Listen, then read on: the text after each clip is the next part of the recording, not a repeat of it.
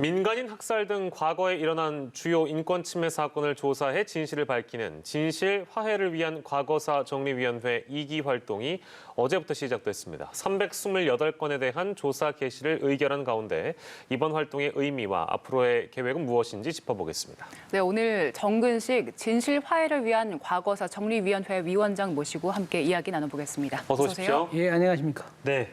2기 진실화해위원회 첫 진실규명 조사가 의결이 됐고 이제 시작이 되는데 이 조사 개시 결정의 의미에 대해서 먼저 한 말씀 부탁드리고 본격적인 이야기로 돌아가도록 하겠습니다. 예, 제2기 진실화해위원회가 작년 12월 10일부터 시작이 됐지만 어제 조사 개시 결정을 함으로써 본격적으로 제2기 진실화해위원회가 시작됐다 이렇게 얘기를 할 수가 있고요. 예. 어제부터 시작을 해서 3년 또는 더하기 1년 정도의 활동 기간을 가지고 진실 규명 노력을 하게 되게 됐습니다. 예. 어제 조사 개시가 결정된 사건이 저희가 말씀드렸다시피 328건이었습니다.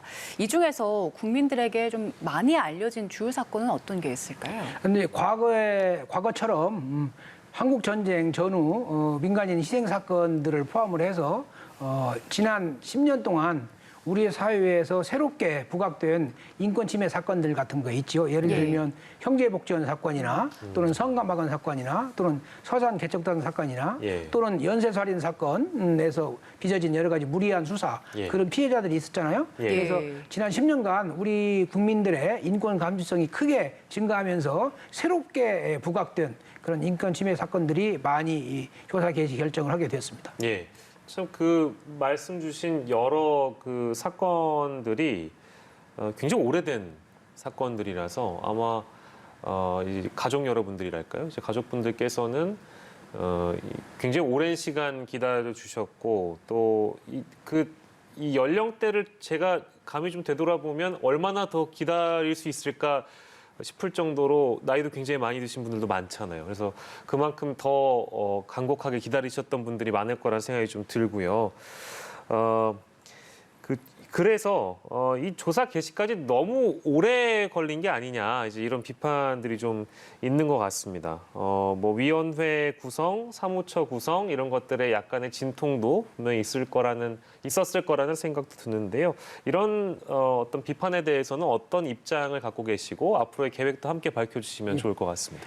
말씀하신 대로 길게는 70년, 짧게는 40년 기다린 그런 피해자들 유족들의 그 열망, 희망 이런 것들이 이제 구체적으로 실현되는 그런 계획인데요. 저희 위원회는 12월 10일 출범을 했지만 3월 24일 국회에서 선출된 위원들이 임명이 되었습니다. 그래서 한 2달 정도 지났죠. 지난 2달간 또는 길게는 5달간 열심히 그 신청 사건들을 검토를 해서 어제 조사 개시 결정을 하게 된 겁니다. 뭐 여러 가지 그 우여곡절이 없었다고는 말할 수 없지만 그래도 위원으로 오신 분들이 잘 협조를 하고 또 토론을 하고 합의를 이끌어내서 조사 개시 결정을 하게 되었습니다. 네. 아직 이 진실규명을 원하는 분들도 많이 계실 것 같습니다.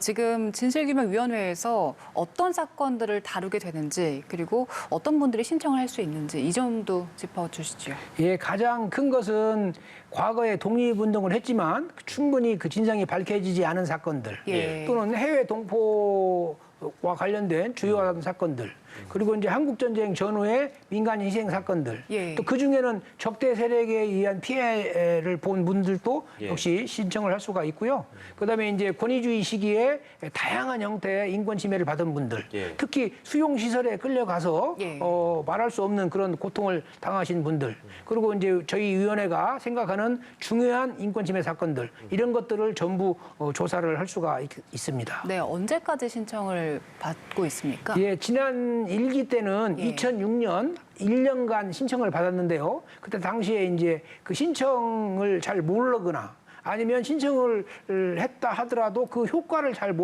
모르시는 분들 또는 혹시라도 신청을 했다가 나중에 피해를 받을지 모르겠다라고 하는 그런 경험을 가지신 분들이 일부 신청을 하지 않았습니다. 이번에는 이제 그런 분들을 고려를 해서 신청 기간을 2년으로 늘려서 내년 12월까지 저희들이 신청을 받고요.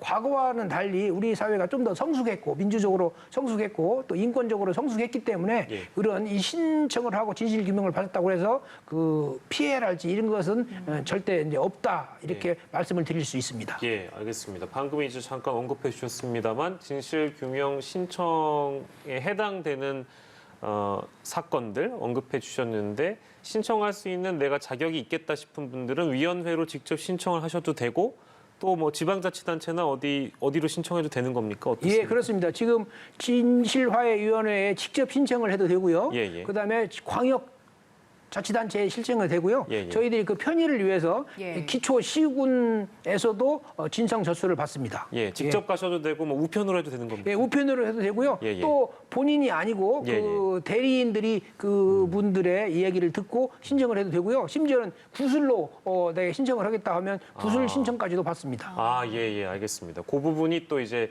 그 해당되시는 분들께는 실질적으로 많이 도움이 될 것 같아서 제가 좀 세부적으로 여쭤봤고요.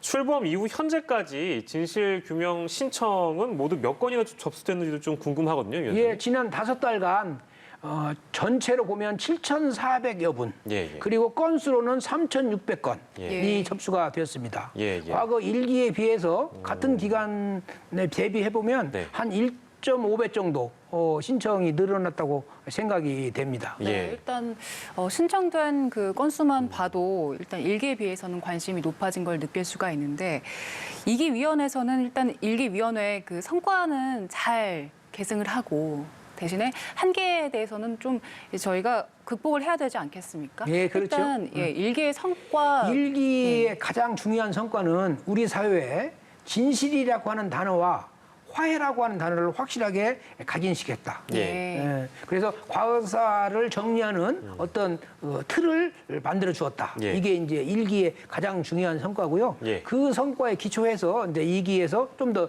효율적이고 체계적으로 진상 조사를 하려고 그럽니다. 예. 다만 한 가지 이제 1기 때 어떤 어려움이 있었냐면 예. 조사 권한이 좀 약하다랄지 네네네. 예, 그런 문제가 있어서 이번에는 좀 더 저희 위원회의 위상과 조사 권한을 강화시켜서 청문회 제도를 도입한다거나 예, 예. 뭐 그런 식으로 이제 하고요. 또 한 가지는 이제 정부 부처에서 이 자료를 갖고 있는 정부 부처에서 좀 더 협력을 할 수 있도록 저희들이 자료 제출권이랄지 예. 또는 그 필요한 분들에 대해서는 동행 명령권이랄지 예. 이런 것들을 동원을 해서 좀 더 효과적으로 조사를 할 수 있도록 마련했습니다. 네, 네. 조사 권한에 대한 부분 좀 강조를 해주셨습니다. 그러니까 자료 제출권 이런 부분 등등을 이제 언급해 주셨는데, 근데 조사 활동 기간은 1기에 비해 짧다? 그렇기 때문에 여기에 대해서 좀 문제가 있을 수도 있지 않을까라는 좀 의구심도 들 수 예, 있는데. 많은 분들이 그거 걱정하고 계십니다. 예를 들어서 신청 기간은 2년으로 늘어났는데 네네. 예, 실제로 조사 활동 기간은 3년 플러스 1년이기 때문에 예, 예. 과연 짧게는 1년, 예. 길게는 2년 내에 그걸 다 할 수 있겠는가라고는 우려가 있는 게 사실입니다. 저희들은 정해진 그 법 테두리 내에서 최선을 다하고요. 또 이제 신청 건수의 추이와 조사원의 그 대비를 통해서 예. 한 조사관이 어느 정도 효과적으로 조사를 할 수 있는가. 예. 그런 걸 감안을 해서 예.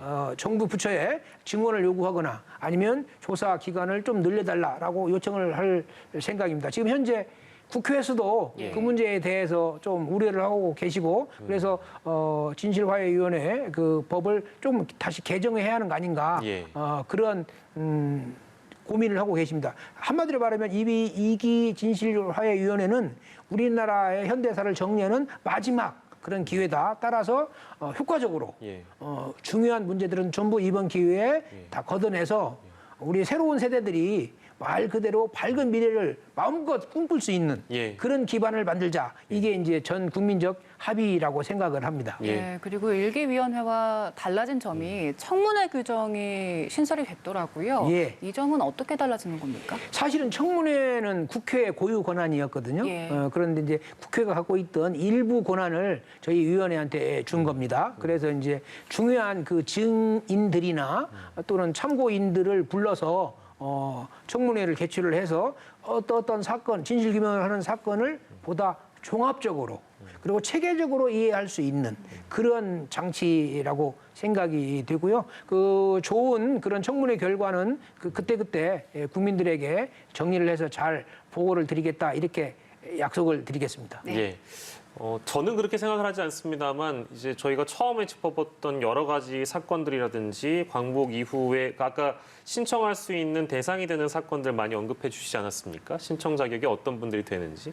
근데 이제 그런 전혀 거기에 관련이 없는 이제 일반 국민들 중에는 뭐 대다수는 아니겠습니다만 일부가 너무 옛날 얘기 아닌가 혹은 이게 좀 필요하다. 너무 많이 언급되다 보니까 이 과거사에 대해서 언제까지 우리가 이런 얘기를 해야 되나라는 생각을 가진 분도 계시거든요.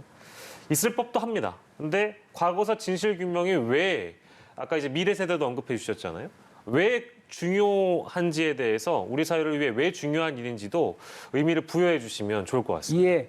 원래 이 진실화해위원회의 일기 때 가장 중요한 그 문제는 한국전쟁 전후 민간인 희생 사건들이었거든요. 예. 따라서 70년 된 사건이기 때문에 그런 생각을 가질 수도 있습니다. 근데 2기에서는 그 사건도 굉장히 중요하지만 해결되지 않은 문제들이 너무 많거든요. 그렇습니다. 동시에 그 사회적 약자들이 겪었던 예를 들면 불황아라는 이름으로 강제로 갇혔다거나 또는 여러 가지 그 아동 복지 시설에서 겪었던 여러 가지 인권 침해 이런 것들은 어떻게 보면 사회적 약자들이 겪었던 중요한 사건들이거든요. 예. 지금도 그것은 현재 진행형입니다. 다시 예. 말하면 먹고 살기 힘든 사람들이 여러 가지 국가 공권력의 어떤 부당한 예. 국가 공권력에 의해서 말할 기회가 없었다거나 억울함을 호소할 수 없었던 그런 사건들이 많기 때문에 그분들이 이제 침묵의 세계에서 벗어나서 내 얘기를 좀 하겠다. 국가가 좀 내 얘기를 들어다오라고 하는 그런 맥락으로 이루어진 것이 상당히 많습니다. 그래서 어떻게 보면 과거사는요, 과거의 문제가 아니라 많은 분들에게는 현재의 일생생활을 괴롭히는 어렵게 하는 그런 현재의 문제이고요.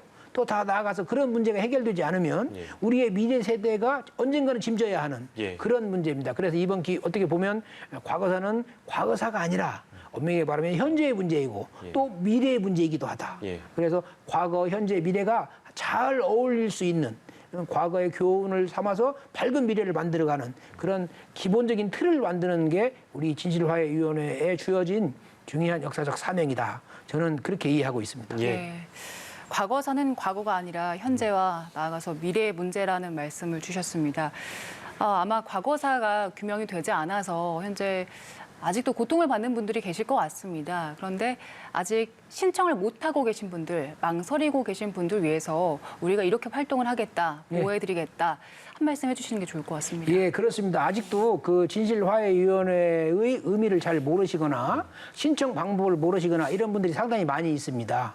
그리고 또 한 가지는 과연 진실화해위원회에 진실 규명을 한다고 해서 무슨 내 삶에서 무슨 의미가 있겠는가라고 회의적인 분도 있습니다.